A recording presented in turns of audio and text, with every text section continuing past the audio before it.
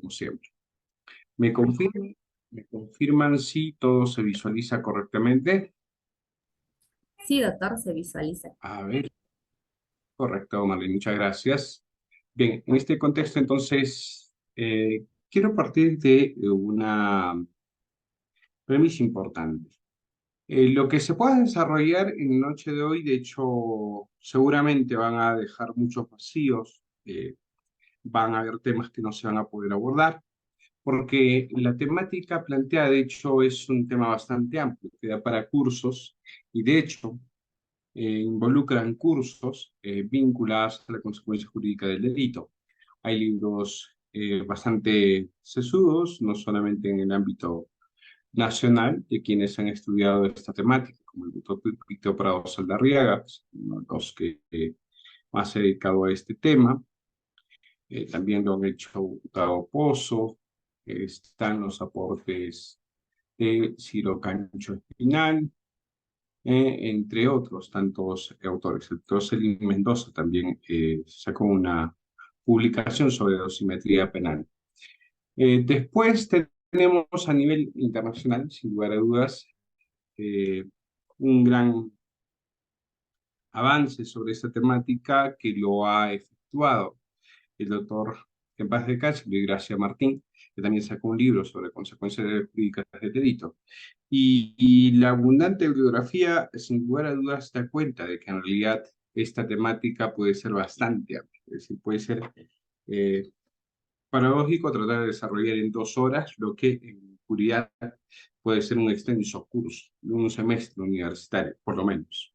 ¿No? Entonces, en esta lógica, mi pretensión no es agotar todas las discusiones, sino más bien dar un alcance a las que nos traen, y en esta línea, sobre todo, también de tratar de esbozar las instituciones más importantes, porque digamos es lo que finalmente resulta teniendo un cariz práctico, ¿no? Porque es lo que nos interesa ahora, establecer, digamos, algunos o aprender algunos conocimientos que nos permita solucionar los problemas prácticos. Sin perjuicio de que evidentemente también podamos hacer en su momento referencia a todas las problemáticas prácticas y por lo tanto también por ahí atender a vuestras consultas de inquietudes sin obviamente referirnos a un caso en concreto, ¿no?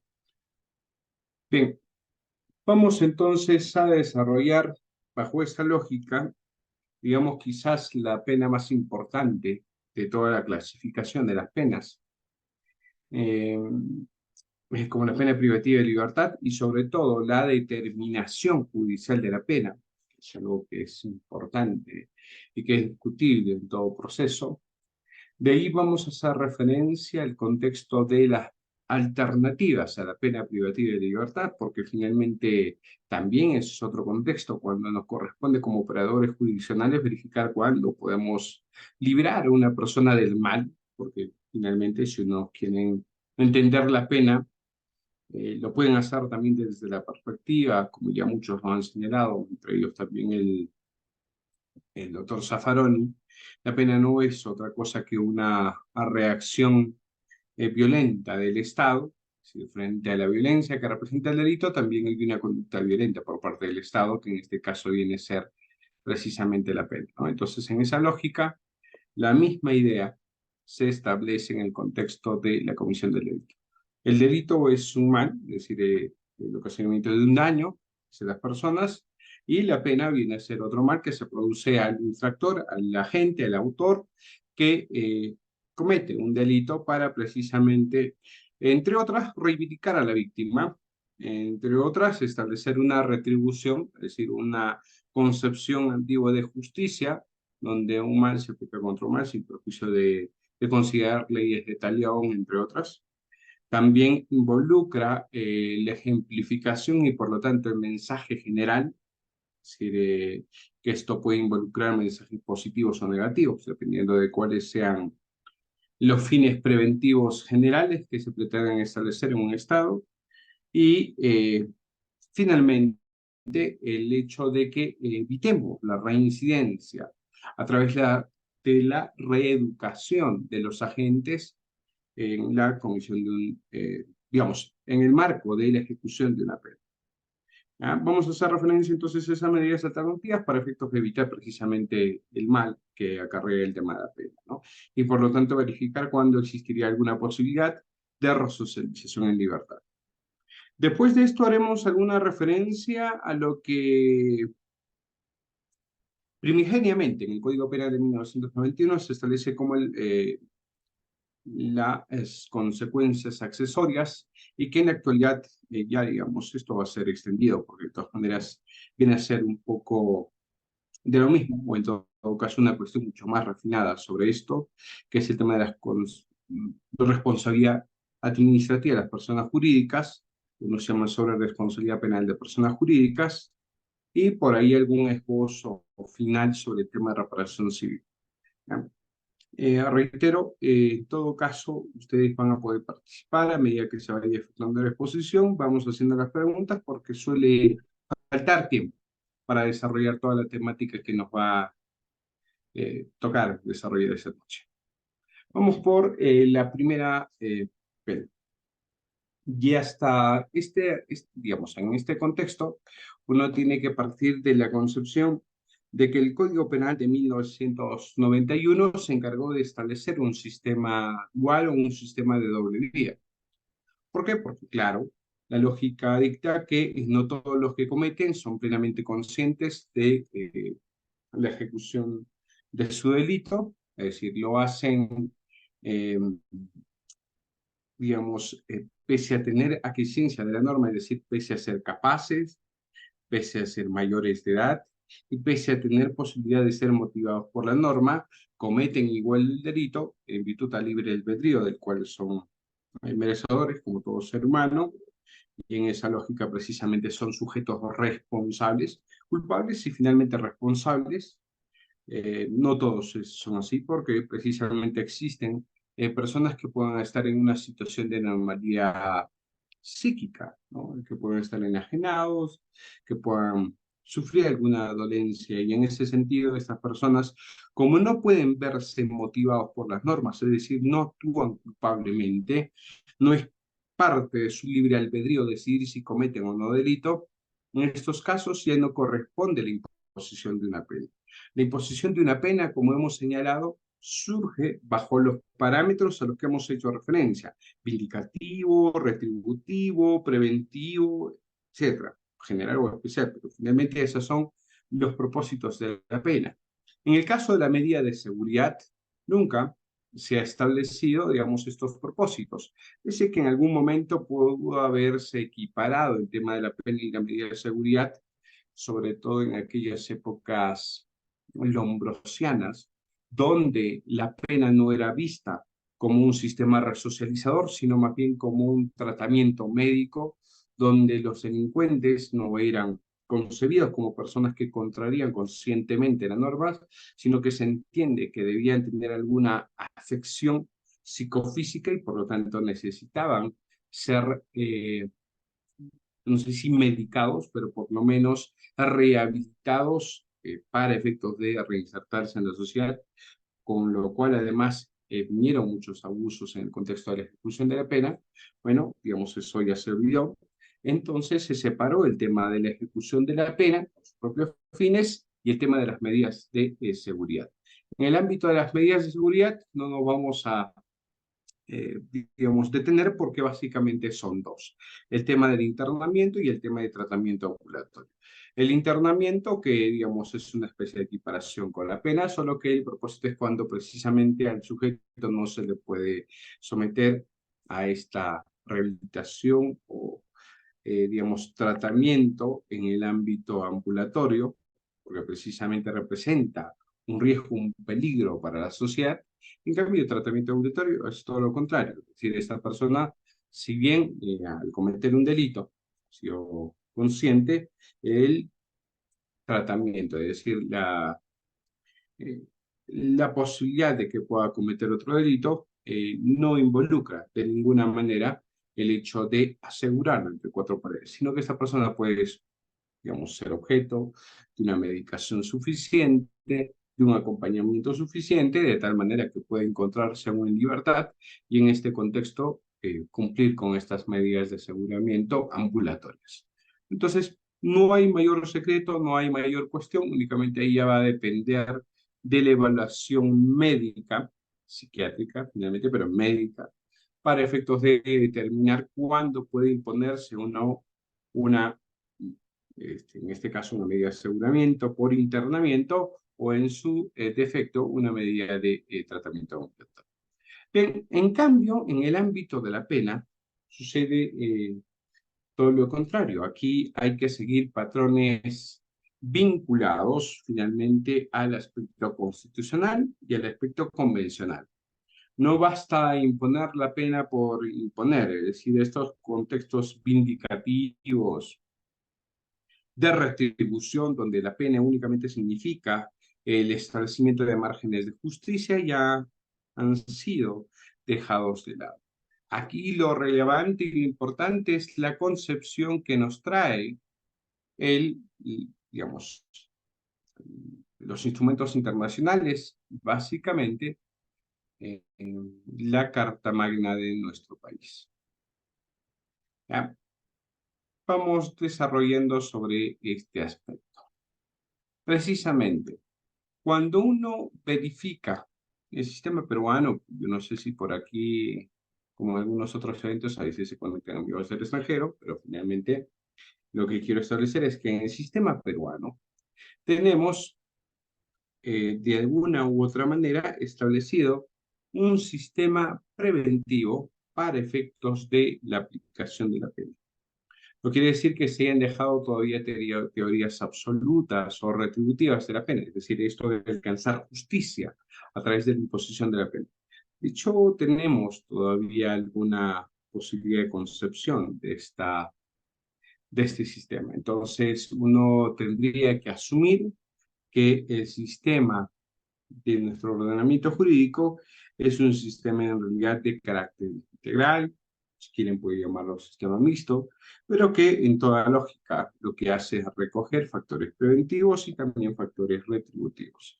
Esto es lo que se ha establecido y ustedes pueden comparar las normas que ahí citamos para efectos de establecer esta situación. Bien, entonces, el legislador peruano ha tratado de establecer una concepción de la pena a raíz de las teorías de prevención general negativa o intimidatoria, más todavía en la actualidad, cuando se incrementan las penas, cuando se establecen penas de expulsión, por ejemplo, o se restablecen penas de expulsión para efectos de extranjeros, cuando se incrementa en el ámbito del robo las penas porque se sustraen equipos celulares, se emplea una motocicleta, etcétera. Es lo que estamos estableciendo. Es un mensaje de carácter negativo que establece el Estado porque lo que te está tratando de comunicar no siempre es efectivo, pero lo que te está tratando de comunicar es que si tú cometes un delito, vas a ser objeto de una pena, es decir, te amenaza, te establece una posibilidad de pena. Claro, la eficacia de esos mensajes comunicativos, te reitero, no siempre son adecuados, porque claro, mientras por un lado se establecen gravedad de pena, pues, y penas muy graves que sobrepasan a veces los 12 años, a veces los 20 años, por ejemplo, con el robo de un celular, obviamente con el empleo de amenaza o violencia, eh, verifiquen además que si hubiera empleado alguna motocicleta para la huida de los malhechores, es una pena no menor de 20 años, ¿no? Entonces, en esta lógica, lo que el Estado pretende hacer es amenazar, claramente. Si no cumples, digamos, con las prescripciones, en este caso, o los imperativos prohibitivos que se te establecía a través de la norma penal, lo que te va a venir es una pena sumamente grave que probablemente vas a tardar varios años en volver a salir en libertad, ¿no? Entonces, esta es la lógica que dicta normalmente el sistema penal. Y claro, en esta línea precisamente lo que está sucediendo es que vamos dejando esta corriente que inspiró el Código Penal de 1991. Si ustedes verifican el Código Penal de 1991, no solamente trató de sistematizar el conjunto de penas, donde además la pena privativa de la libertad recibía una sola denominación, sino que adicionalmente recogía un conjunto de instituciones que tenían como propósito liberar a las personas de la aflicción que involucra la privación de la libertad, sobre todo si se tratan de delitos de bagatela, ¿no? Este fue, digamos, el pensamiento y esa fue la idea que rigió la implementación del Código Penal de 1991. Pero claro, como todo esto va pasando, y esto se ha dado bastante a fines del año o del ciclo que ha pasado, del siglo XX, e inicios del siglo XXI, del presente ciclo, ha sucedido bastante. Podremos verificar que la fe en la resocialización, en lo que establece el artículo 139, inciso 22 de la Constitución, en realidad se ha ido perdiendo con el tiempo. La incomodidad de las garantías, como establece también el doctor Jesús María Silva Sánchez, se ha ido perdiendo con el tiempo. ¿Y por qué se va perdiendo con el tiempo? Por diversos factores, ¿no? La más media, que lo que hacen es establecer, yo no veo, digamos, noticias por señal abierta, me suelo enterar a veces por las redes y tratando de filtrar bien la información, porque de hecho hay de todo también en las redes, los fake news están a la orden del día, pero de vez en cuando, a veces por un descuido, a veces porque estoy en otro lugar, eh, por casualidad uno suele ver los señales, digamos, los canales de señal abierta, y lo que uno ve en la noticia es, sin lugar a dudas, crímenes violentos, crímenes de sangre, de tal manera que, si bien tenemos un estado de inseguridad, que obviamente está perjudicando a nuestro país, se ve incrementada por esta sobreexposición en la comisión de los delitos. Y la más media es precisamente uno de los factores de este incremento de la sensación de riesgo y a su vez de la generación de mayor o más derecho penal, una expansión del derecho penal, un sobrepunitivismo o un punitivismo exacerbado, ¿no? Entonces, es uno de los factores. Después hay otros tantos, como los políticos que de vez en cuando se encuentran en campaña, tratando de aplacar clamores sociales, ofrecen más pena de muerte, más cadenas perpetuas, como si fuera esto tan fácil como cambiarse, diría mi mamá o mi abuelita, como cambiarse de ropa interior, ¿no? Esto no es tan fácil, esto no puede ser tan sencillo, no podemos jugarnos tan a la ligera con la libertad de las personas. Nosotros, por lo menos quienes hablan, tienen una gran convicción por respetar la libertad personal. Y, digamos, es complicado el momento que te toca imponer una pena y las penas son tan draconianas, son tan exacerbadas, que hay hechos, sinceramente, desde una política criminal adecuada, donde uno de los parámetros o pilares que lo soportan es la proporcionalidad de las penas, no es respetada en el ámbito o por el legislador peruano. De hecho, si uno pudiera hacer algún ejercicio sencillo en el ámbito de la determinación de la pena, podría verificar que uno de los delitos que deberían ser mucho más graves, como el delito de homicidio, eh, tiene una pena, ¿ya? Que si bien podría sobrepasar los 6 años, 8 años de pena privativa de libertad, extremos mínimos, lo cierto es que en su pena máxima, ahora modificada, llegan a los 20 años. Una, Es uno de los bienes jurídicos más importantes de la vida que se protege y por lo tanto se supone que debería ser uno de los delitos más graves. Claro, hay delitos que afecten el tema de la dignidad, los delitos contra la humanidad, como el genocidio, trata de personas, etcétera, que podrían justificar alguna imposición de pena mayor. Eh, pero en esencia, los demás delitos, patrimonio, los que afectan la salud pública, más si son delitos hipotéticos, eh, es decir, de peligro abstracto, ¿no? Entonces, deberían tener una pena mucho menor. Es obvio que no se establece una afectación similar. Sin embargo, si nos remitimos, por ejemplo, al delito de tráfico ilícito de drogas, donde intervienen tres personas, donde lo comercializado sobrepasa un determinado cuántum, lo que se espera, digamos, como consecuencia de este delito es una pena no menor de 15 años.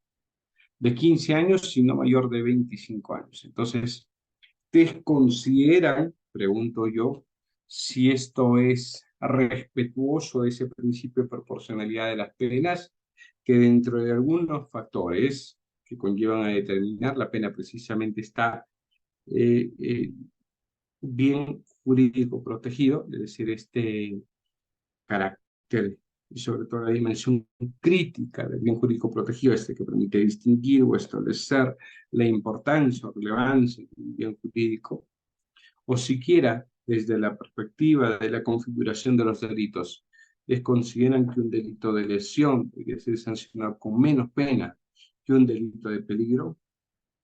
¿No? ¿Qué opinan ustedes? ¿Sí? ¿No? A ver, una pequeña encuesta para ver si están atentos, están despiertos por ahí. Somos 33. ¿Quiénes consideran que las penas establecidas en el marco de nuestra legislación respetan el principio de proporcionalidad? Digan sí, y los que no, sencillamente digan no. Puede y equivale a los que digan sí, también aquellos que alzan las manitos, dan su like, etcétera, ¿no?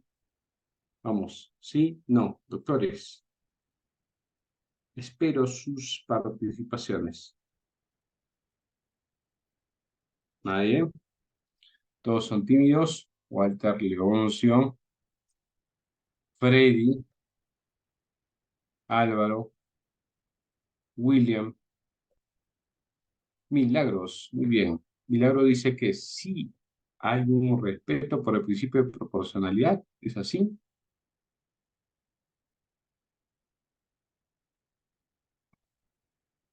Solo Milagros está atenta a la clase, doctores.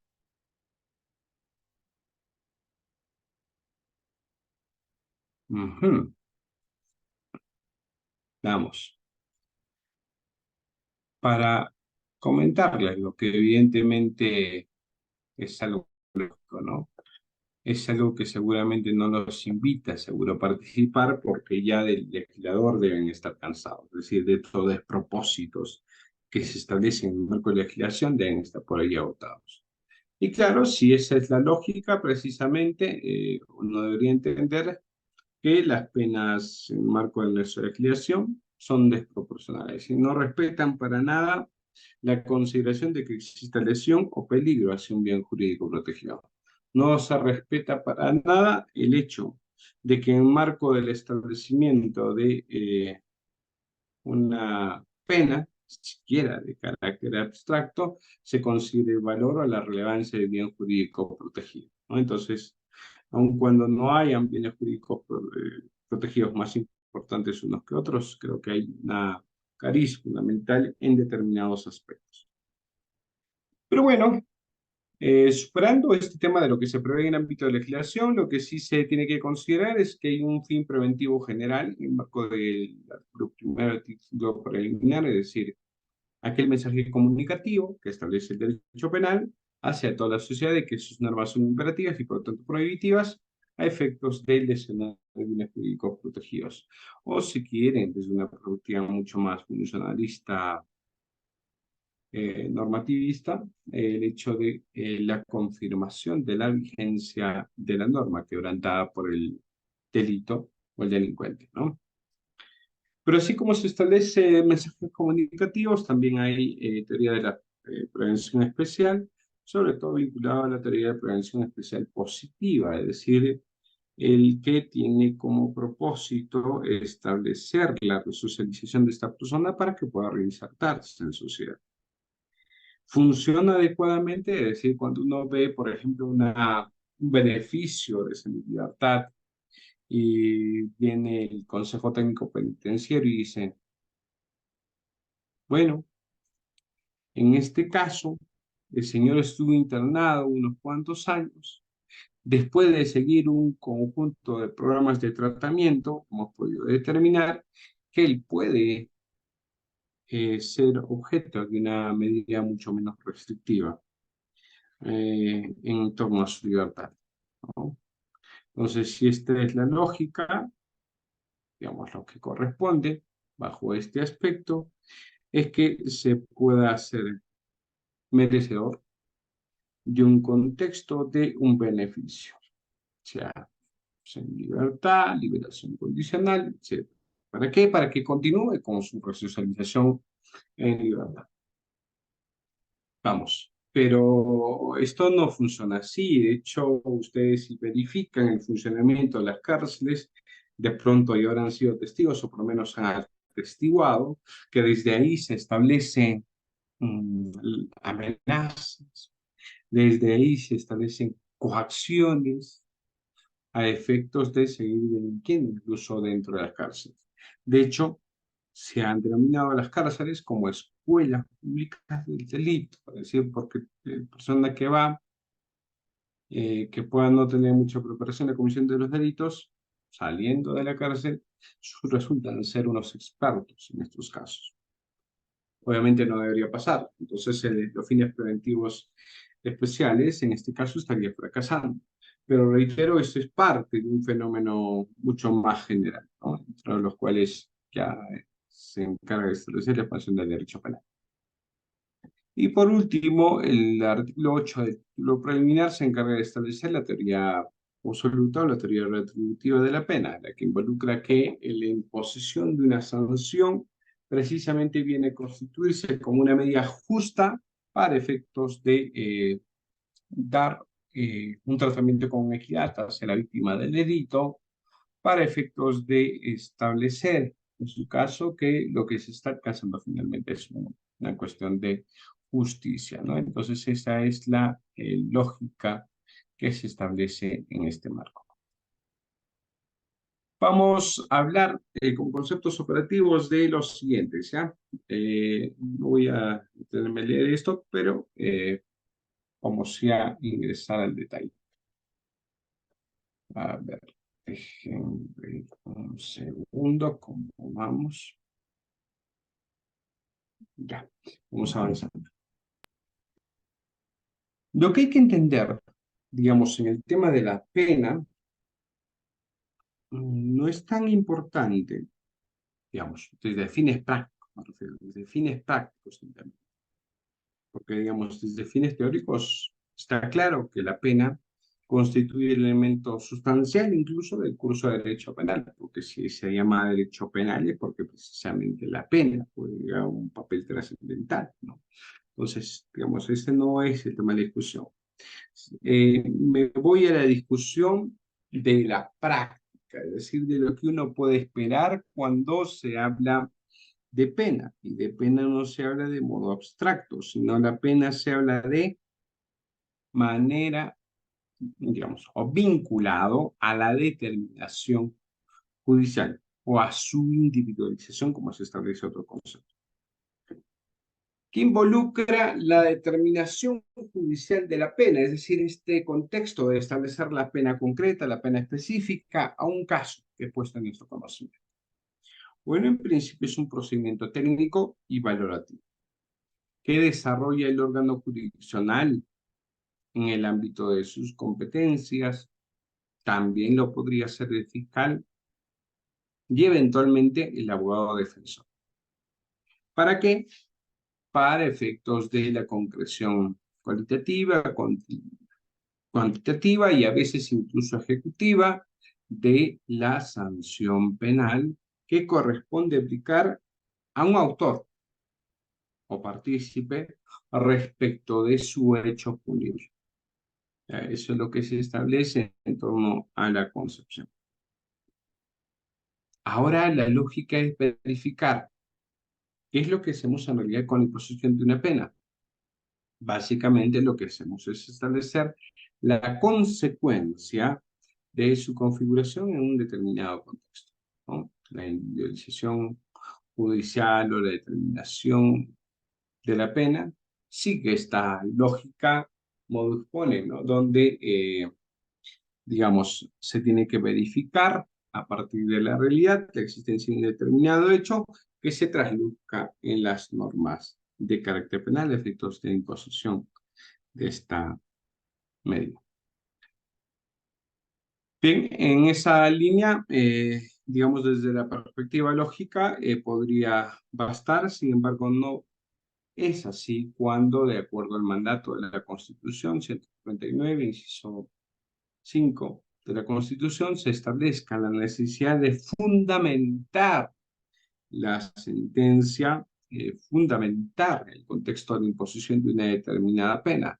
Entonces aquí ya juegan, digamos, de una u otra manera, las doctrinas vinculadas a la argumentación jurídica, que, por cierto, nosotros tenemos varios desarrollos, ¿no? Y en el caso más emblemático, el caso que le llamamos Gilares, donde se establece que la determinación de la pena básicamente exige razones suficientes a efectos de una imposición eh, de esta pena.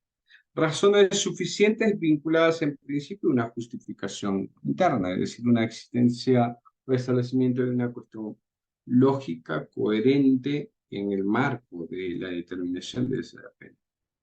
Y en segundo lugar, razones suficientes de carácter externo para verificar si la norma, por ejemplo, es vigente, si las circunstancias de la determinación de la pena se encuentran debidamente probadas. Por lo tanto, en uno y otro caso, las razones suficientes que se expresan como justificación interna o externa son las que permiten establecer esta consecuencia a partir de la teoría de la argumentación. Y esto también se debe tener presente. Ahora, se ha señalado que en el marco de la determinación judicial de la pena son garantías vinculadas a este aspecto, el debido proceso legal, digamos, el derecho a la defensa, a la motivación lógica de las decisiones judiciales y a la legalidad de las penas. Ah, En esta línea, entonces, debe ser entendido el contexto de la determinación de la pena.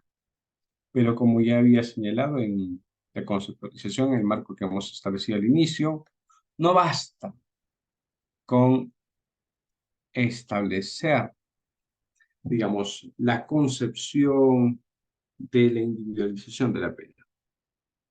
No, ni siquiera lo que vamos a hacer a continuación, de determinar cuáles son las etapas de la determinación judicial de la pena. Quizás cabría dar un poquito más para efectos de poder establecer una comprensión general. Pero en el contexto de la determinación de las penas, básicamente hay que tener en cuenta la existencia de dos etapas, que además, por cierto, son de carácter sucesivo. En primer lugar, tenemos la etapa de identificación de la pena.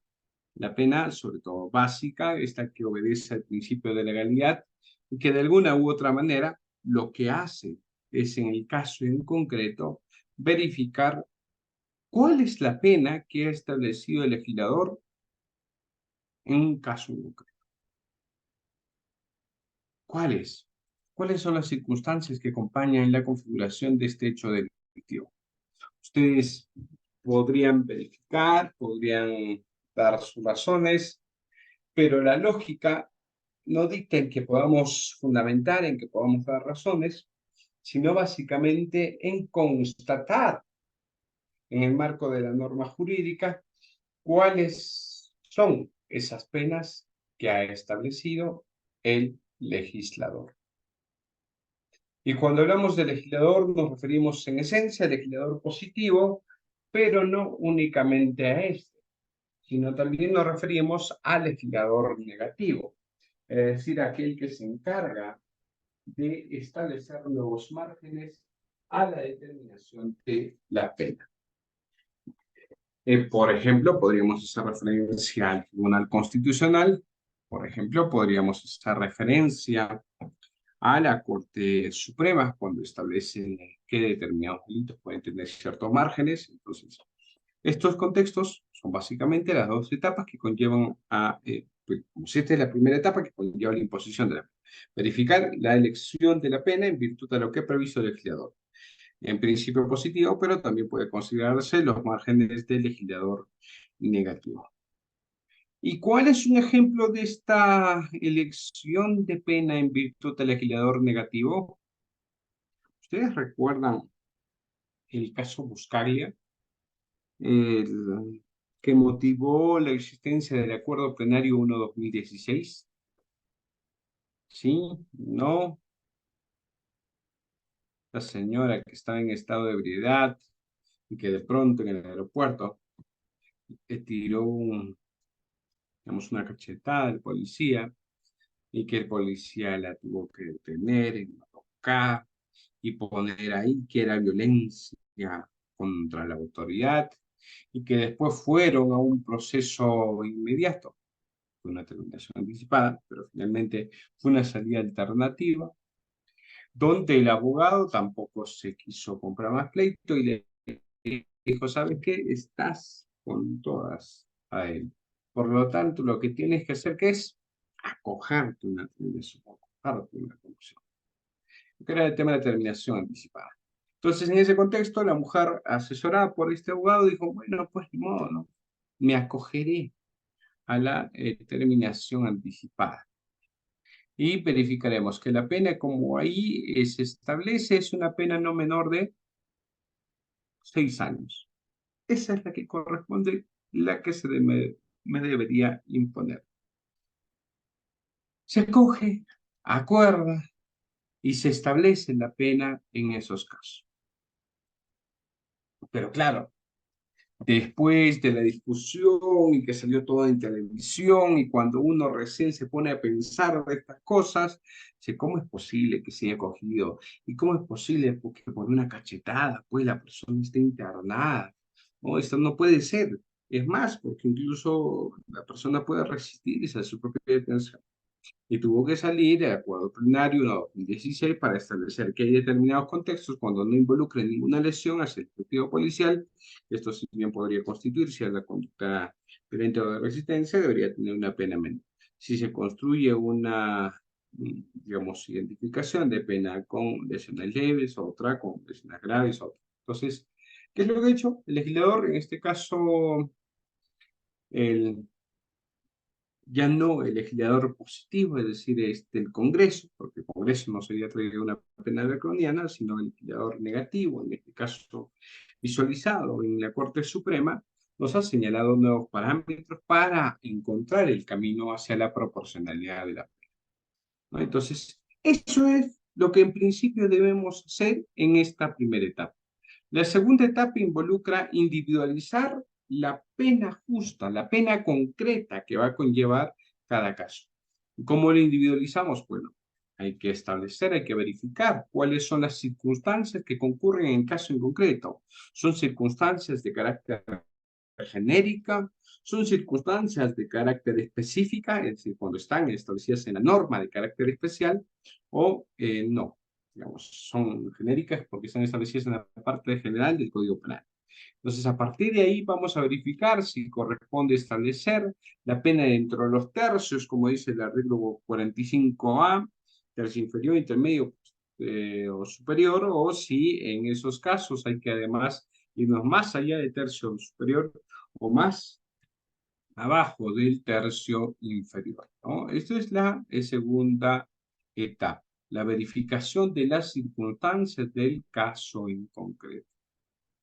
A partir de estas etapas, se tiene que aclarar algunos conceptos en relación a la determinación judicial de la pena. Primero, el concepto de pena combinada o pena tipo. ¿Cuál es? Va para la primera etapa. Es la identificación de la pena abstracta prevista en la ley para cada delito. El primer concepto. El segundo concepto es la pena básica o espacio de punición. ¿Qué es este concepto? Es el espacio que declara el juez como el que la ley autoriza para decidir la pena concreta. Es decir, aquel que está vinculado al principio de legalidad de carácter penal. Bueno, hay que imponerle la pena, pero este señor no tiene antecedentes. Ah, mira, una atenuante genérica. Mira, pero este señor además, digamos, ha reparado de manera inmediata el delito. En fin, tengo un, digamos, rosario de circunstancias atenuantes del artículo 46, inciso primero. Y entonces, cuando se viene a determinar la pena, identificando la pena del legislador, digamos que sea homicidio, es Isabel dice, bueno, ¿sabes qué? Mira, en virtud de sus circunstancias atenuantes de carácter genérico, finalmente nos vamos a quedar en el tercio inferior. ¿Cuántos años hay? Hay como 14 años de la pena mínima hacia la pena más grave. Bueno, ahora verifiquemos en esos 14 años, digamos, cuál es el margen más o menos que debería seguirse. Son 4 años y 3 meses en promedio, de tal manera que la primera pena va entre los 6 años a los 10 años con 4 meses. Después la segunda va de 10 años y 4 meses hasta la pena de 14 años con 8 meses. La última va de los 14 años con 8 meses hasta la pena de los 20 años. Bueno, esos son los márgenes del tercio inferior, tercio intermedio y tercio superior. Muy bien, tenemos los márgenes, pero en la medida que yo tengo solo circunstancias atenuantes, me voy a ir hacia el tercio inferior. ¿Cuál es? En ese espacio de punición, es decir, es el extremo sobre el cual se nos autoriza para decidir la pena concreta. Yo puedo irme más allá, es decir, a los 10 años y 4 meses, por ejemplo, si fuera el tercio inferior, o venir más cerca, ¿no? Es decir, bueno, ¿sabes qué? Ya no, corresponde más a 6 años, no otra pena más grande. Bueno, ese es el segundo, digamos, concepto. El tercer concepto es la pena concreta, o también conocida como pena judicial. ¿Qué es esta pena? Es la pena individualizada por el juez y que se impone la sentencia para su cumplimiento por parte del condenado. ¿Cómo así? Lo que pasa es que ya si el juez ha elegido la pena abstracta, es decir, la que prevé el legislador, la pena básica o el espacio de punición de aquí a aquí, lo que corresponde es decantarnos en ese espacio de punición por una pena que precisamente conlleve a su aplicación en el caso en concreto.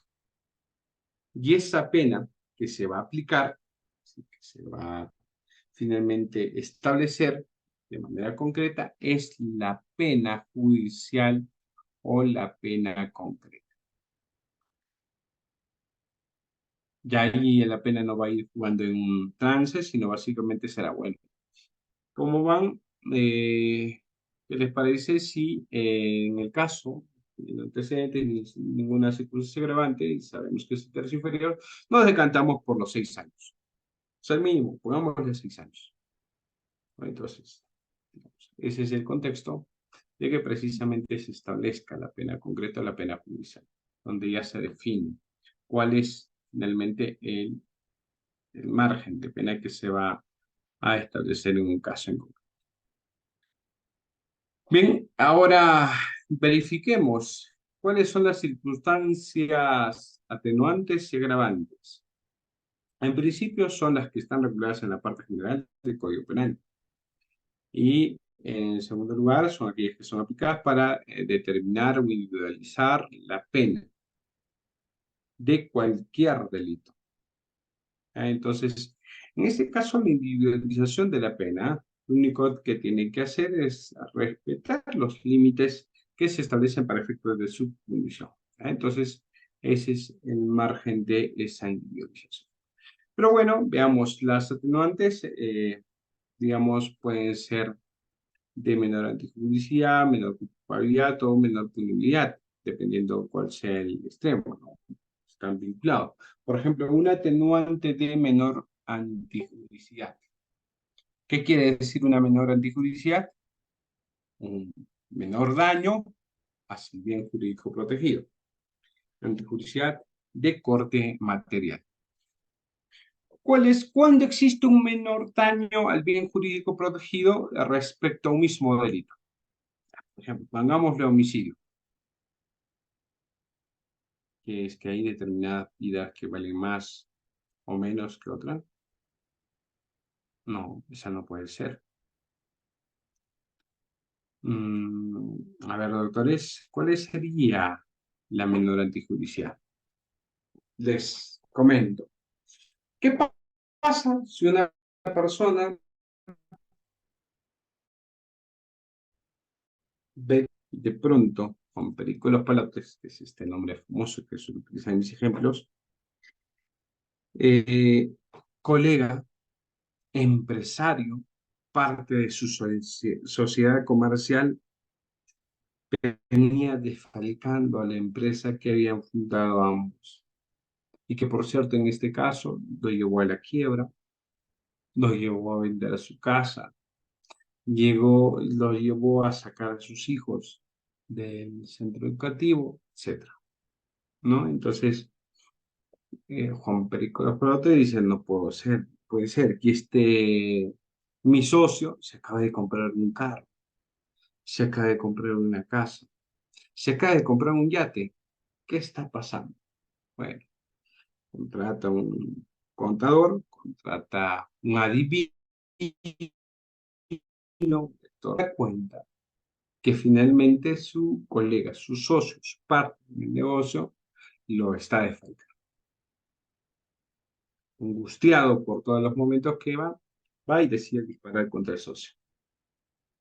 Póngase que Juan Perico Los Pelotes, en este caso, se divide en dos para trabajar con dimensiones paralelas. Uno de ellos logra darle en la parte de la cabeza y acaba de manera inmediata con la vida del socio. El otro, en cambio, es un tirador inexperto que quería darle en la cabeza, pero que al momento de disparar logra darle en la oreja. Claro, le huele el lóbulo de la oreja, pero finalmente no lo mata. El contexto de la conducta objetiva, en ambos contextos, representa la generación de un riesgo a la vida, muy independientemente de que la segunda conducta no haya establecido en estos casos un riesgo efectivo para la vida. Lo que importa es la conducta desplegada por el agente, no necesariamente la lesión causada, sino que ya estaba encaminada hacia atentar contra la vida. Entonces, tenemos esos dos casos. ¿Cuál causa un mayor daño al bien jurídico protegido? ¿El que acaba con la vida del socio o el que intentó acabar con la vida del socio? Creo que la respuesta es clara, ¿cierto, doctores? Doctores, doctoras, ¿cierto? La respuesta es clara.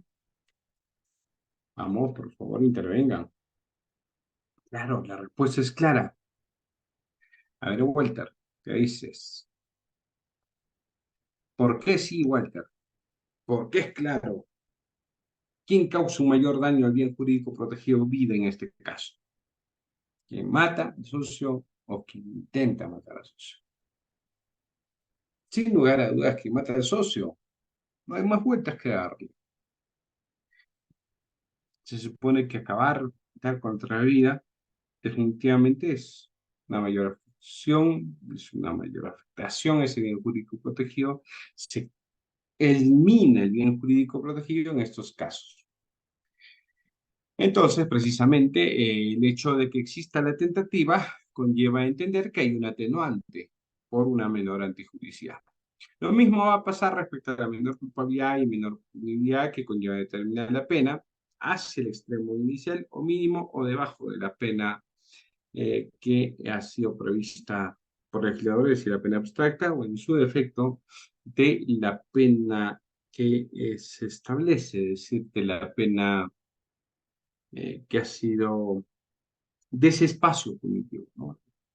Vamos en relación bajo de esa pena o en el extremo de ese espacio punitivo, nos proyectamos, sea el extremo o sea debajo. Sobre esto En realidad hay una gran dificultad. Vamos a ver sobre las cuestiones problemáticas, porque he dejado ahí una diapositiva con cuestiones problemáticas, aunque me apetece ya adelantarles. No hay baremos para determinar atenuantes para la aplicación de una pena. Lo lamento, doctores, pero no tenemos parámetros. A diferencia de lo que pasa con las agravantes. ¿Qué pasa cuando se incurre en la configuración de un delito donde el sujeto activo actúa, por ejemplo, como funcionario, 46 años? Se incrementa hasta un cuarto la pena, ¿cierto? Por encima del marco previsto por el legislador. ¿Qué pasa si el agente comete el delito, pero no es el único hecho, sino que en términos de 5 años cometió por lo menos 3 o 4 hechos, que es un contexto de habitualidad, donde incrementar la pena, está en un cuarto por encima? ¿Qué pasa si esta persona además cumplió una pena privativa de libertad? ¿De manera total o de manera parcial? Eso es lo de menos. Y en este caso, lo que conlleva ciertamente a efectos de establecer un margen punitivo es hasta la mitad por encima del máximo previsto por el legislador. Es decir, en este caso, se pueden aumentar hasta la mitad. Sus márgenes exactos son márgenes establecidos por el legislador y que por lo tanto conllevan al juez, muy falto a veces de idoneidad para determinar pena, conllevan al juez a establecer una pena concreta, antes incluso a establecer el margen o el espacio punitivo, pero después a imponer la pena concreta. Obviamente esto solo es posible en tanto haya márgenes establecidos por el legislador. En cambio, las atenuantes, llámese, digamos, error de prohibición, llámese el tema de la tentativa, llámese el tema de la responsabilidad restringida, las eximentes incompletas, etcétera, etcétera. Pues en todos los contextos, estas circunstancias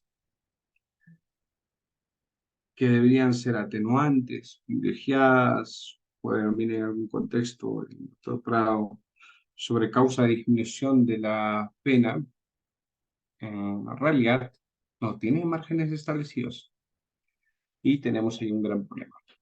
Este problema este año sido abordado y esperemos que salga algo de la respuesta de la Corte Suprema, de una convocatoria en los jurisdiccionales y en uno de los temas precisamente se han diseñado para ser abordados son estos precisamente. Nosotros ya establecimos en un momento, todavía ya por el año 2017, nuestra propuesta de cuáles deberían ser los márgenes de la determinación de la pena. Sin perjuicio de que esto pueda ser objeto de revisión, hemos establecido razones para efectos de distinguir esta situación. ¿Ya? Pero es lo que es lo que. Cuando identificamos las agravantes, no tenemos problemas, porque ya lo he señalado.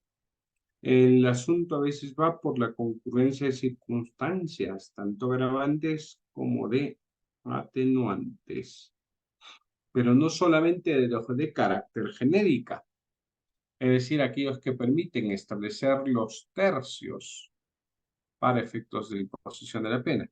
No solamente es esto, sino además son aquellas que permiten establecer, digamos, de manera privilegiada o cualificada por encima o por debajo del tercio correspondiente. Y aquí el problema se da porque básicamente ya no deberíamos hacer caso a ningún margen del legislador. Sin embargo, ya existe jurisprudencia que permite establecer que en esos casos debería respetarse los márgenes punitivos que han sido previstos por el legislador. Es decir, es como si atenuante privilegiada versus agravante cualificada se anulan. Es decir, como si fuera uno más uno y otro menos uno, por lo tanto, en operación, cero. No tienen ningún efecto. Únicamente respetamos los márgenes previstos por el legislador. Eso es lo que correspondería establecer en el marco de la atenuante o agravante cualificada o privilegiada. Y si son genéricas, de modo tercio intermedio, no hay otra. Si solamente son atenuantes, tercio inferior, o no existe ninguna agravante. En cambio, si existe el margen intermedio, porque precisamente dentro de las circunstancias genéricas pueden haber agravantes o atenuantes. Vamos a establecer, en todo caso, esto se los voy a dejar porque si no, no nos va a alcanzar, las circunstancias atenuantes y agravantes específicas, las que están previstas en la norma, aquí no hay mayor secreto. Lo mismo respecto a las privilegiadas, ahí se los dejo. Precisamente esos márgenes de un tercio, un medio, dos tercios, son los que he utilizado, pero para efectos de atenuantes en el sentido inverso. Pero de todas maneras puede ser objeto de revisión. Las concurrencias circunstancias a las cuales hicimos referencia y las causales de disminución o aumento de la punibilidad, los que ya señalamos también y que están ahí claramente establecidos. Quizás la gran problemática nos establezca, por su lado, el contexto de la determinación de la pena por la existencia de una relación concursal. Y nos referimos no solamente a concurso ideal de delitos, el concurso real de delitos, eventualmente también el concurso retrospectivo. También podemos hacer referencia a los delitos continuados, a los delitos masas, porque precisamente estas son circunstancias accidentales que conllevan a la determinación de la pena. No es en todos los casos, en todos los casos no se tiene por qué establecer de modo rígido esta situación. Así que bajo esa lógica precisamente también conlleva a que se pueda establecer claramente para efectos de la imposición de la pena estas determinaciones de lo que conlleva la aplicación de una circunstancia atenuante o agravante de la punibilidad en cada caso en concreto. ¿Ya?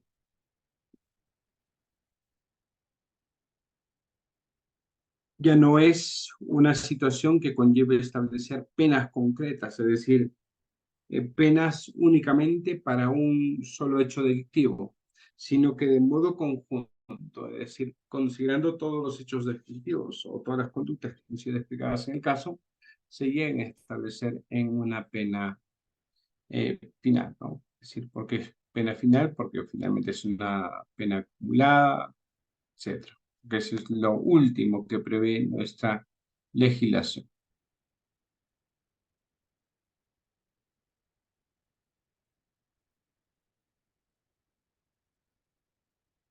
Otra cuestión que no debemos dejar pasar en el ámbito de la determinación de la pena es que una cosa son las circunstancias sustantivas de la determinación de la pena, sean estas atenuantes o agravantes, son, digamos, las que concurren primero para efectos de la determinación de la pena.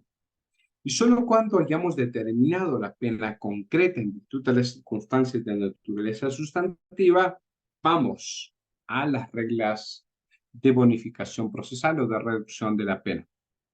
No nos hacemos referencia a confesión sincera, determinación, colaboración, conclusión, etc. Son una variedad que pueden conllevar a disminuir la pena. La idea, en todo caso, respecto a estas bonificaciones de carácter procesal, es que se aplican después ya de aplicar las normas de carácter sustantivo. Una vez que se logra determinar la pena en virtud de factores sustantivos de carácter procesal, tenemos lo que se conoce como la pena concreta.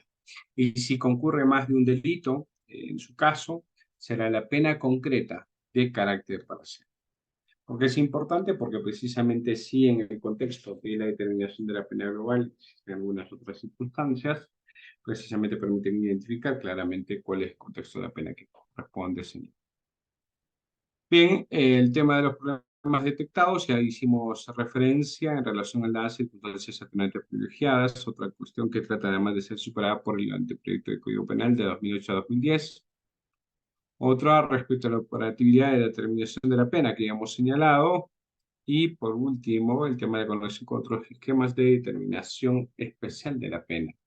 Habíamos hecho referencia al tema de las relaciones concursales en el caso de un pleno. Pues esas circunstancias también deben tomarse en consideración para efectos de la determinación de la pena. Ejemplos, porque esto precisamente va a permitirnos aplicar los casos en concreto. Ya habíamos hecho referencia, el caso mucho más sencillo de ejemplificar es el tema del homicidio, ¿no? Artículo 106 del Código Penal, donde se establece un margen de pena de 6 a 20 años. ¿Qué es esto? Es decir, esa pena de 6 como mínimo y 20 como máximo es lo que se prevé aquí, es el ámbito del marco abstracto, es decir, de la pena básica, de la pena prevista por el legislador. Después de esta, ¿qué sería? La determinación del espacio punitivo, es decir,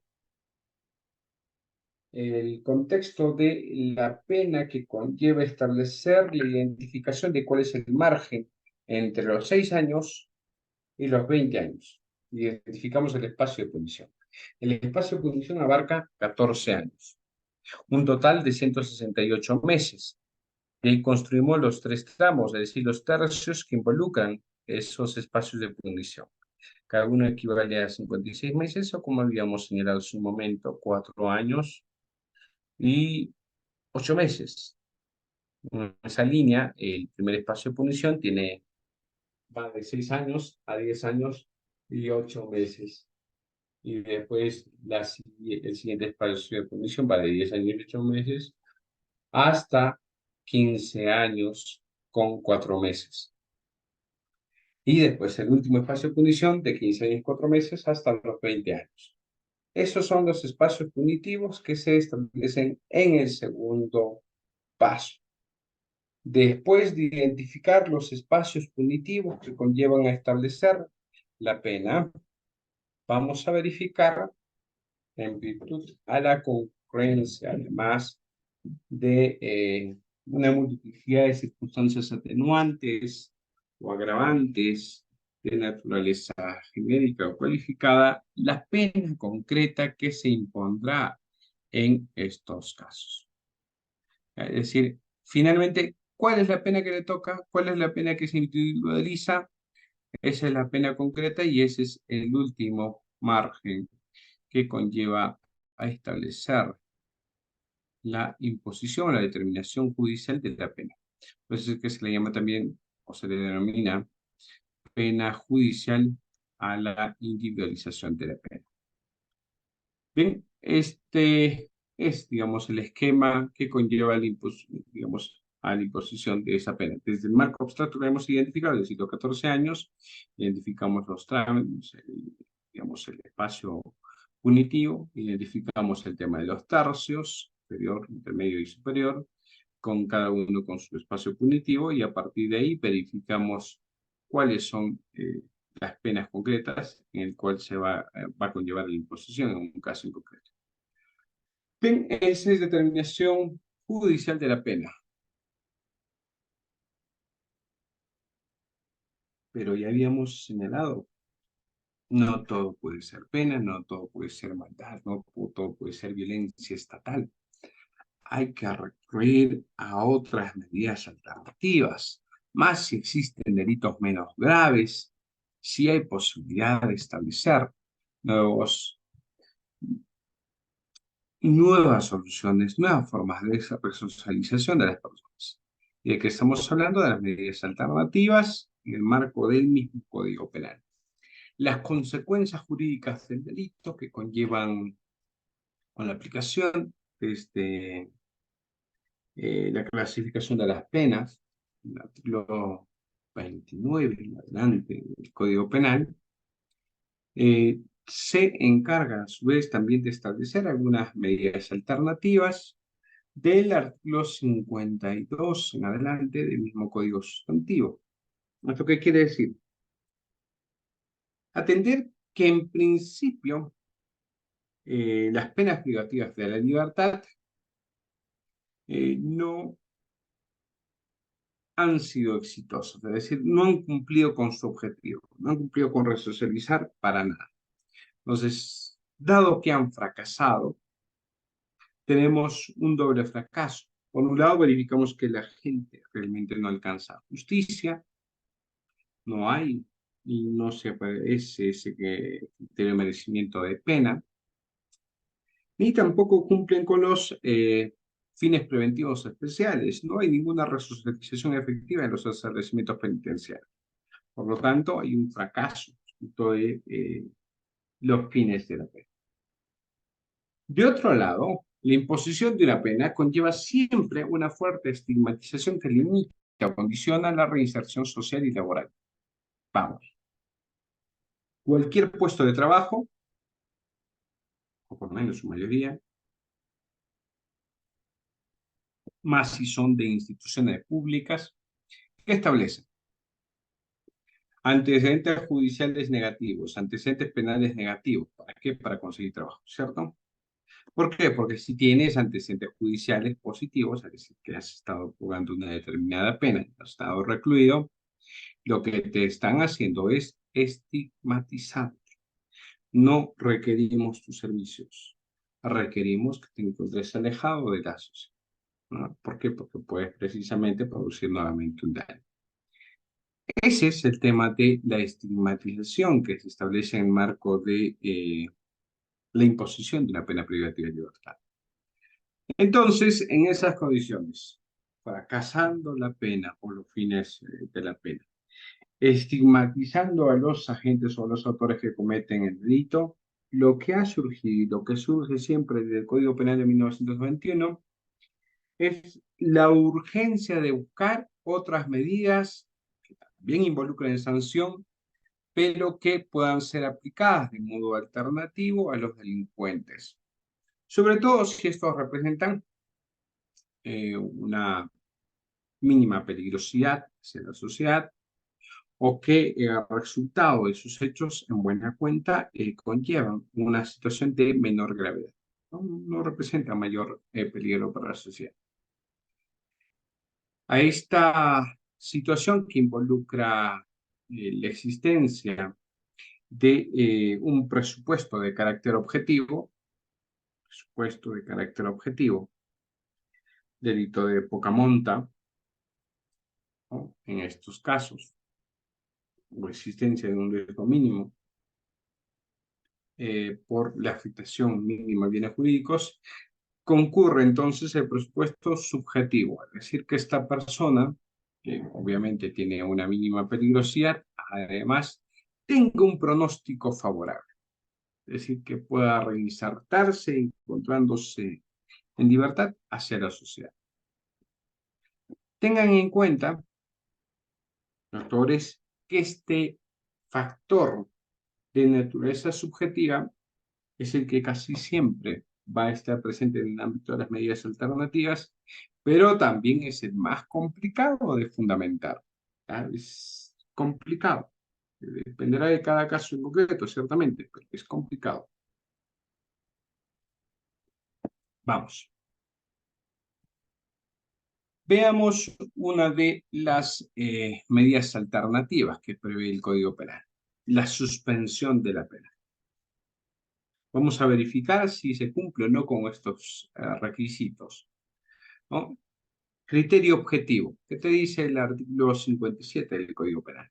Primero, que las penas se refiere a una pena privativa de la libertad, que la condena se refiere a una pena privativa de libertad no mayor de 4 años. Delito de poca monta. ¿No? ¿Qué más? Requisito de naturaleza de carácter subjetiva.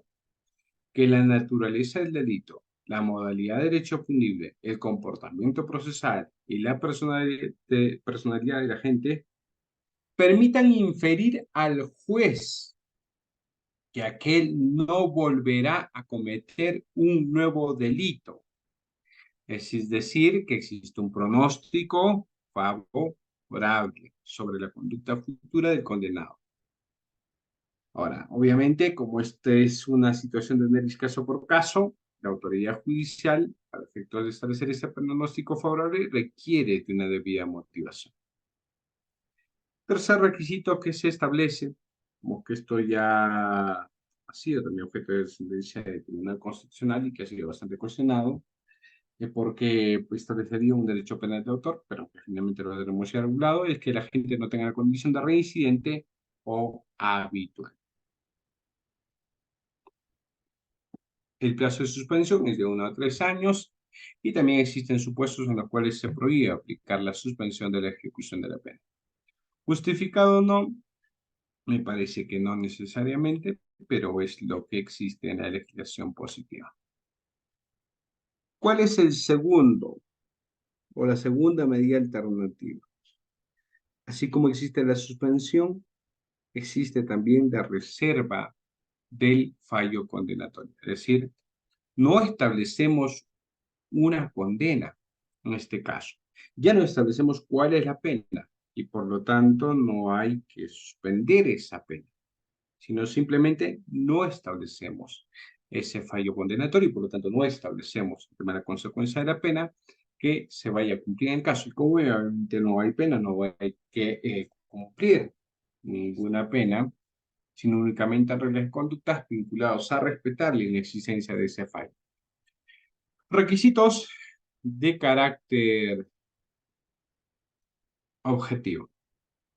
El delito esté sancionado con pena privativa de libertad no mayor de 3 años o con multa. Otro requisito de carácter objetivo. Que la pena imponerse no supere las 90 jornadas de prestación de servicio a la comunidad o de limitación de días libres. Siguiente requisito de carácter objetivo. Cuando la pena imponerse no supere los 2 años de inhabilitación. Todos son supuestos de carácter objetivo. ¿Cuál es el supuesto de carácter subjetivo? Que cuando el juez pueda disponer la reserva, colija, es decir, el tribunal colija que la gente no cometerá nuevo delito. Esto que involucra el pronóstico favorable de la conducta futura del sentenciado, efectuada por parte de la autoridad judicial y por lo tanto que requiere de una debida motivación. Ese es, digamos, el requisito de naturaleza subjetiva. Nuevamente, sin embargo, está sujeto a un doble control. No solamente hay que verificar a partir de las pruebas de carácter objetiva la concurrencia de este supuesto, sino que adicionalmente se exige al tribunal que establezca este pronóstico favorable que fundamenta adecuadamente su decisión. Al igual que en la suspensión, la reserva de fallo tiene un plazo de 1 a 3. Hay posibilidad de que en estos casos se restrinja la reserva, pero que sí hay ciertamente la posibilidad de los de índole de naturaleza objetiva. Pero bueno, veamos algunos otros delitos donde supuestamente podría darse esta medida alternativa. Tenemos casos donde no es posible aplicar la suspensión de la pena. Tenemos casos donde no es posible aplicar la reserva de fallo condenatorio. ¿Qué hacemos? Bueno, si no hay posibilidad de que no cumplan pena privativa y tampoco se suspende o reserva, pero hay que establecer que cumplan por lo menos la pena, pero que esta pena no sea privativa de libertad, ¿cierto? Esta más o menos es la lógica. Y precisamente por eso se ha establecido la conversión de las penas, porque no todas las personas responden de manera similar a los estímulos y por lo tanto no todos se encuentran en las mismas condiciones. No es lo mismo cometer un delito de lesiones leves que un delito de lesiones contra el integrante del grupo familiar en contexto de violencia de género, etc. Entonces, de hecho, hay circunstancias y diferencias entre ambas situaciones. Y eso es lo que trata de establecer el artículo 52. Te dice, ¿sabes qué?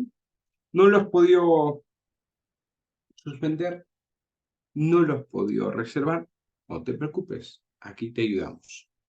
Vamos a convertir esta pena. Uy, ¿cuánta pena? 3 años, 4 años. ¿Ya que la convertiríamos?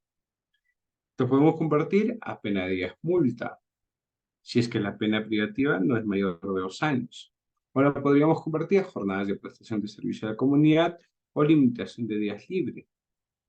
En tanto, tampoco en estos contextos se establezca una pena superior a 4 años, ¿no? Y ahí están los márgenes de conversión de 1 por 7 para estos efectos.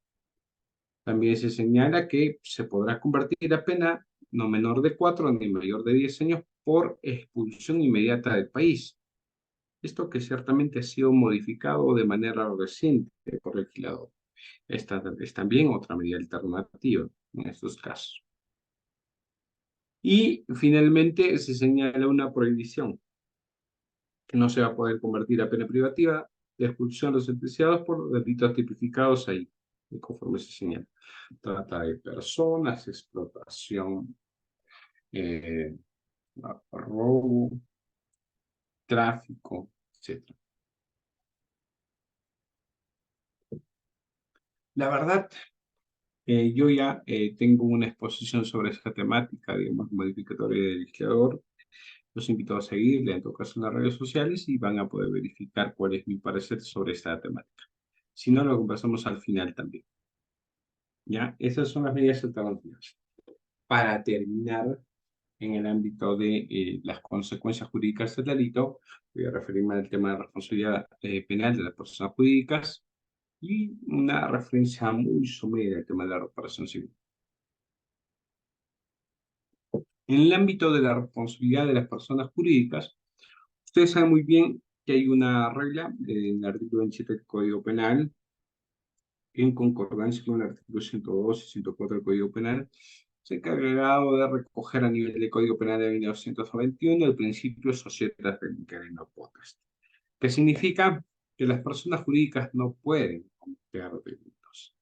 Sin embargo, hasta la actualidad se ha discutido bastante esta situación. Y si bien hay estudios serios por negar esta posibilidad de que las personas jurídicas pueden cometer delitos, también lo hay desde el otro bando que establecen toda la posibilidad de que se pueda cometer y por lo tanto sancionar a las personas jurídicas por los delitos en los cuales se ven inmersos. Una u otra posición son respetables, pero lo que hay que establecer es más o menos cuáles son las razones, porque eso es lo que nos interesa. Por un lado, los que afirman que no es posible una autonomía, que establecen que debería regir el principio de societas de no postres, es decir, que en todo caso, este se mantiene vigente. Es una, digamos, una excepción formal en este caso. En segundo lugar, también lo que se establece es que no se trata de ninguna pena, solo son consecuencias accesorias, es decir, son medidas que, sin revestir caracteres de sanción, recaen sobre las personas públicas. Y pareciera incluso que esto es totalmente cierto, si verifican cuál es el contexto de la aplicación de estas, digamos, de estas consecuencias, ¿no? Otra, en tercer lugar, la ley recogería un sistema vicarial de atribución de responsabilidad penal derivada. En modo atenuado, pues necesita una conexión entre el individuo responsable y su hecho con la persona jurídica. Y el ente colectivo puede excluir o atenuar su responsabilidad en virtud de un modelo de prevención de actos delictivos, o como se le conoce, Criminal Compliance Program. ¿Ya? Entonces, bajo esta lógica, se establece que siempre, para efectos de sancionar a las personas jurídicas, debe haber por lo menos la sanción de una persona natural. ¿Discutible? ¿No discutible? Claro que sí. Pero ahí está citado. ¿Y qué dicen los que están a favor de que se sancione a las personas jurídicas? Dicen que corresponde en realidad esta sanción corresponde a un nuevo paradigma, uno que permite establecer este tipo de responsabilidad en el ámbito del derecho penal y que por lo tanto conlleva a una dirección, digamos, una discusión, en todo caso un poco más profunda en estos contextos. Pese a que nosotros tenemos una denominación de responsabilidad administrativa de personas jurídicas, son verdaderas sanciones penales, pues se trata de una consecuencia jurídica asociada a un delito, impuesto por un juez en un proceso penal, con las garantías, obviamente, de este proceso. Por último, aparte de contemplar, digamos, en el artículo 17 de la responsabilidad administrativa de persona jurídica, la exoneración de responsabilidad cuando la persona jurídica se organiza deliberadamente, así como cuando prevé también en su artículo 4 la autonomía, redundando en una comprensión de responsabilidad por el hecho propio de la persona jurídica, sustentándose en fundamentos autónomos de imputación penal a las personas jurídicas. Entonces hay una especie de regulación propia que conllevan a establecer su autonomía en estos casos. En todo caso, ¿ya? La responsabilidad de las personas jurídicas debe ser originada en estos contextos en relación a lo que representa la configuración, entre otros, del delito, por ejemplo, de cohecho activo transnacional, ¿no?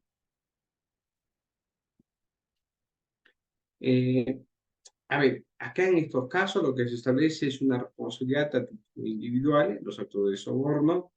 No obstante, la persona jurídica, dado que es autónoma, ciertamente, puede responder también por el acto de soborno en estos casos.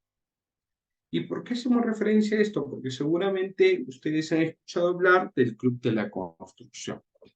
Ustedes seguramente han escuchado hablar de los casos Lavallato. Entonces, en esos casos precisamente no se trataba únicamente de la responsabilidad de las personas físicas, los ejecutivos, sino en general de toda la persona jurídica. Porque precisamente las personas jurídicas son los que habían establecido un contexto, un entorno para viabilizar la configuración de estos delitos. Los sobornos se encontraban ya presupuestados, los sobornos eran parte de una maquinaria por el cual de una división en marco de la persona jurídica. Entonces, esa lógica precisamente es la que conllevó a establecer eh, la responsabilidad penal de las personas jurídicas. Ya, ahora, independientemente de esta situación, puede darse además la responsabilidad de los representantes legales o quienes actúen bajo supervisión en esos contextos. Entonces, si se verifica la responsabilidad de las personas jurídicas como defectos de organización, por la ausencia de un modelo, por ejemplo, de prevención eficazmente implementado, entonces se denotaría la existencia de una responsabilidad no solamente de la persona individual, sino también de la persona jurídica. Bien, acá es lo que dice la jurisprudencia sobre el particular, doctores. Todavía ya en el año 2009, en el Acuerdo Plenario 7 de 2009, se estableció que la imposición judicial y concreta de las sanciones han permanecido todo el tiempo ignorado, muy alejada de la práctica funcional de la judicatura penal. Luego que estamos tratando ciertamente de superar también estos casos, ¿no? En el ámbito de la responsabilidad penal de las personas jurídicas se puede aplicar cuál es el supuesto de hecho que da lugar a la imposición de la consecuencia, ¿no? Qué principios rigen la imposición de estas consecuencias y cómo se afectan las mismas para asociar un supuesto de hecho delictivo a una sanción punitiva asumible por la persona jurídica en la criminalidad de la empresa. Eh, También señala que esta es una exigencia de la OCDE para pertenecer a dicha organización. Por lo tanto, se resalta que el tema de la presión ejercida por gremios empresariales conlleva en muchos casos a restarle la gravedad de reproche a las sanciones, también en su contexto a limitar la imposición de sanciones que se establecen. Ahora, claro, esto podría llevar a dos problemas particulares. Primero, en realidad, a un fraude de etiquetas. Existían las consecuencias accesorias, lo que se trata de establecer es un nombre quizá distinto, en determinadas particularidades, seguramente también determinadas distintas, pero independientemente de ese contexto, la posibilidad o no de verificar este tipo de situaciones conllevan siempre el establecimiento de una etiqueta que conlleva tener presente, pero también a su vez tratar con bastante cuidado. Porque ese tema de la autonomía, no de la sanción de las personas jurídicas, es un tema trascendental. Eh, de otro lado, si bien al principio también se establecía únicamente la sanción para el delito de cohecho activo transnacional, lo cierto es que en la actualidad esto se ha ido superando ampliamente también, porque ya son más delitos los que se ven involucrados en esta línea que creo que es lo pertinente. Independientemente, reitero, de la lógica, si es posible asumir o no su autonomía en cada caso. Una situación particular y para terminar con la responsabilidad administrativa de las personas jurídicas es que la Ley 30.424 y su reglamento obviamente otorgan un claro protagonismo a los programas de cumplimiento en materia penal, estableciendo una eximente, también una eventual atenuación si es que se implementan modelos de prevención antes de la comisión de delito, los que en todo caso deben ser establecidos para efectos de una adecuada prevención de los riesgos. Y aquí no solamente involucra un adecuado programa o criminal compliance, sino además el compliance officer, el que va a ser el obligado a verificar el cumplimiento, ¿no?, de estos programas que se establecen en el marco de una persona jurídica. Este modelo de integridad empresarial precisamente es lo que va a conllevar en su contexto a quitarle o restarle méritos a la aplicación del derecho penal, porque si bien en principio pareciera que hay una mayor incidencia del derecho penal, lo cierto es que al establecer este tipo de programas, en realidad lo que uno trata de establecer es una especie de liberación hacia la persona jurídica en sí misma, ¿no? Y trata de establecer su responsabilidad, o ya sea a través de la identificación del officer o compliance officer, en quien sería responsable, por un lado, o en su defecto, al mismo compliance officer de no haber adoptado las medidas pertinentes en este caso. ¿Hay ventajas en estos modelos de prevención? Claro, la empresa que tiene un programa de cumplimiento tiene un mejor, digamos, una mejor reputación corporativa. También, de otro lado, disminuye el riesgo para la persona jurídica de verse involucrado en otros delitos, ¿no? Entonces, esta lógica también resulta siendo importante. Otra situación que también debe entenderse como una ventaja es que proporciona un sistema de alerta temprana frente a posibles incumplimientos. Yo no sé si con su reacción específica de todos los contextos para efectos de establecer esta proporción, pero de todas maneras ahí en esa línea lo que conlleva es establecer un sistema de alerta temprana para efectos de los programas de cumplimiento. Finalmente, no menos importante, lo que genera el establecimiento de un programa de cumplimiento, un modelo de prevención, es un clima de confianza e integridad corporativa, proporcionando un entorno de trabajo favorable. Y eso es precisamente lo que se trata de establecer en estos programas de cumplimiento. En esa línea, los programas de cumplimiento, sin perjuicio de lo que corresponda, deberá además tener en cuenta el código de ética, código de conducta, políticas manuales o directivas, según sea el caso. Bien, y por último, una de las consecuencias jurídicas del delito, dado que no solamente todo es pena, o consecuencias accesorias o responsabilidad de personas jurídicas, también lo es la reparación civil. La reparación civil viene a establecerse como una responsabilidad extracontractual en el marco del Código Civil.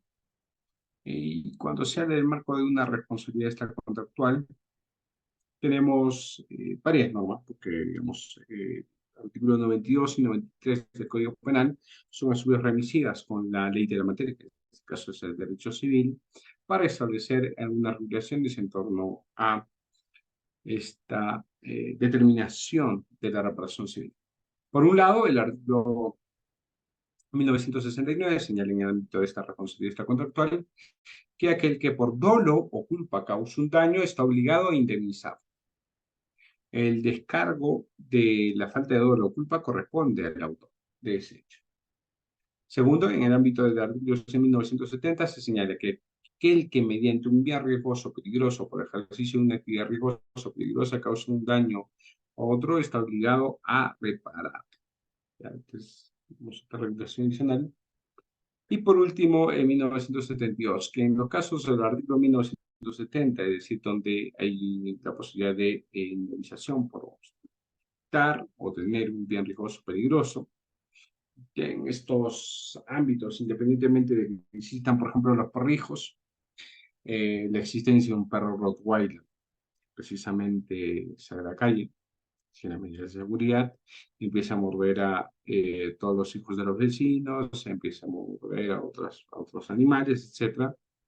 Lo que se está haciendo básicamente es generar a partir de ese bien riesgoso una actividad a su vez riesgosa para el desenvolvimiento de la sociedad. Y en ese contexto corresponde indemnizar. Pero si es que en el caso 1972 esto fue consecuencia de un caso fortuito, un caso de fuerza mayor, el hecho no conlleva establecer ninguna reparación. En todo caso, podría serlo también al establecer un supuesto de imprudencia que a su vez tiene que ser repetida conforme a la lógica del artículo 1969, según sea el caso. Bien, doctoras y doctores, un marco muy general sobre la determinación, sobre las consecuencias jurídicas del delito y el tema de la determinación judicial de la pena y otras temáticas que hemos traído esta noche. Reitero, el material va a estar a cargo de la organización ANDAP. Los aquellos que consideren pertinente van a tener acceso a este material. De hecho, ahora mismo estamos ya proporcionando este material, lo vamos a enviar ahora. Y así que, más allá de tomar apuntes, si alguien tuviera alguna pregunta, duda, crítica, simulación, dado que he verificado la cajita de chat y no hay preguntas, o si hubiera preguntas por las redes también, me lo hacen saber, doctores. Y si no, Marlene, yo creo que agradeciendo toda la atención y además reiterando el agradecimiento en DAP, ya sería hacer una siguiente por mí. Bien, doctor. También verificamos, doctor, por nuestra parte que no hay preguntas. Entonces, por nuestra parte, doctor, solamente nos queda agradecerle por su participación, como siempre, por su excelente disertación también, doctor. Muchas gracias. Hasta la próxima oportunidad, estoy segura, doctor, vamos a tener más eventos académicos con su persona.